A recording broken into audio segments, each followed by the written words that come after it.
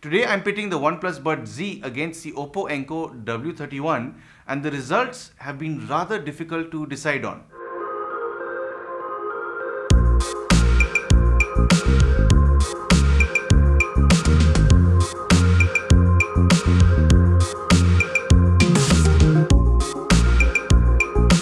Hi guys, and thanks for tuning in to another episode. Remember to leave a like for the review, it really helps the channel. Subscribe if you haven't already.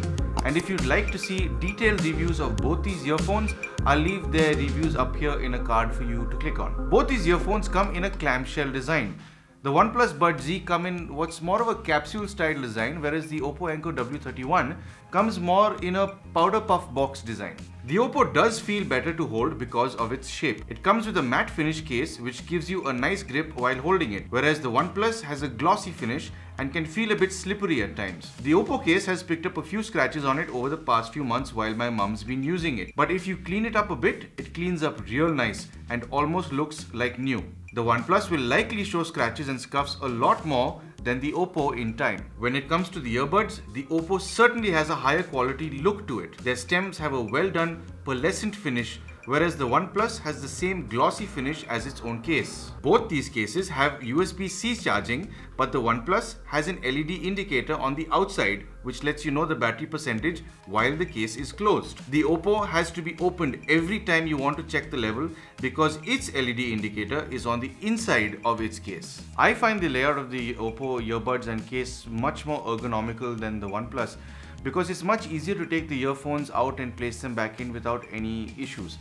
I haven't quite gotten used to the OnePlus layout because it's still a bit fiddly for me. On a feature front, both these earphones come with Bluetooth 5.0, which is pretty much standard now. Both these earbuds feature capacitive touch controls, but I find the OnePlus controls are considerably more sensitive, so you don't have to whack at them like you do with the Oppo. A gentle tap is enough for them to register the input, so you won't get that while changing tracks. If you're concerned about longevity, both these earphones are built reasonably well enough to last you a few years. But on an ingress level, the OnePlus is rated at an IP55 rating and the Oppo is rated at an IP54 rating. So both should do well if you use them for exercising or even if they get wet in the rain. Both these models come with 2 microphones per earphone, which will help you with the environmental noise cancellation for those phone calls. And speaking about those phone calls,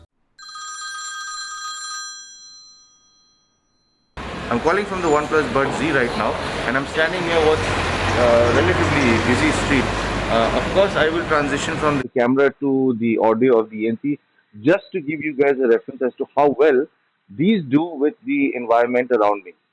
I'm calling from the Oppo Enco W31 now, and it will be interesting to compare these two recordings just to see which one's slightly better.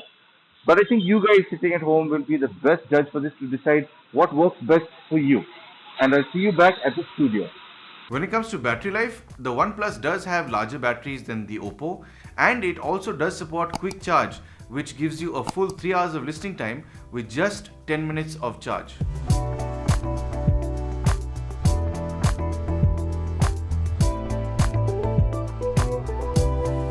On an isolation front, I find that the Oppos do isolate a bit better than the Oppos. Then again, this is extremely subjective because it depends on your ear shape as well as the ear tip that fits you the best. At 50% volume, the OnePlus does seem to be slightly louder than the Oppo Enco W31, and this continues right through the range of the volume.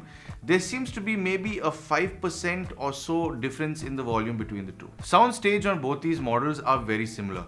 You do get the illusion of some tones coming from slightly out of the earbuds, but you largely hear everything between both your ears with a well-balanced and centered phantom channel. Deciphering how these two manage with their imaging took me a little longer than I expected. They're both pretty good at it with subtle differences. Shimmers, vocals, instruments, harmonies, bass riffs and so on are very easy to zone into. I'm surprised you get this kind of imaging on earphones that cost as little as these. But as well as the OnePlus Buds image, the Oppos have a slight advantage here. Harmonies are so much easier to listen to and zone into specific vocalists with the W31. They've definitely got an edge over the OnePlus here. High frequencies on the OnePlus do have good presence, but they do seem very slightly lethargic. The Oppos handle this range like meeting an old friend. They sound comfortable and relaxed while delivering highs to you as a sharp, yet not piercing manner. They sound very pleasant to the ear without causing fatigue over longer listening sessions. Mid frequencies on the OnePlus buds are rather forward. The way they have tuned their mids could be affecting that lethargic feeling in their highs, but they are reasonably well balanced and not too much in your face. On the Oppos, you can tell there is a significant V-curve EQ tuning they've gone for, but this really does work out well for the way they sound. It does make listening to vocals a lot more enjoyable on them compared to the OnePlus. If you listen to any vocal heavy music, some harmonies sound superb on the Oppos. I think I've always felt this way about this set and their mid-range. Low frequencies is where most of you bass lovers are keen on knowing which pair you're going to buy. So I switched over to my EDM playlist just to see how these two fare. The OnePlus buds push their 10mm drivers hard when you switch over to EDM. This is where they come into their own. They seem a bit overbearing for my taste, but I can see a lot of EDM lovers enjoying this characteristic of them. This frequency on the Oppos sounds a lot more composed in their balanced mode. There is much better focus on the bass than the OnePlus, but it isn't as enthusiastic as the OnePlus here. You do have a bass mode option on these, but it never gets to the OnePlus level of obnoxious bass. Having said that, the Oppos do give an illusion of having more bass because of their receded mid frequencies. Both these models go for about 3,000 bucks in the market today, and that's really value for money price for these because they have terrific features as well as good sound, which is why a lot of people do get confused between choosing which one to go for. So these are my gripes with them. The OnePlus case is a bit too bulky for my liking, but then again, it's the one with the larger batteries. So depending on which one you go for, there will be some trade-off. I find the ergonomics of the OnePlus buds rather odd. I've still not been able to get used to them. The Oppo on the other hand is laid out very well. It's easy to take the earbuds out and use them and very easy to put them back into the case. The OnePlus buds touch controls are super sensitive, which makes it my favorite to operate between the two. It also has that fast charging that's quite amazing. Then when you move on to the sound, everything the Oppo does, it does right. These guys have definitely got some very good engineers working on all of their earphones. Considering the Oppo only has a 7mm driver, it can certainly punch way above its weight against the OnePlus with its 10mm driver. The OnePlus do give a feeling of better clarity, but this is something a lot of manufacturers do. They tend to tweak the high and the mid frequencies to give the illusion of better clarity, but this does not necessarily mean the earphones have better clarity. The Oppo, on the other hand, has been tuned with direction, and you can certainly tell this when you listen to both these models back to back.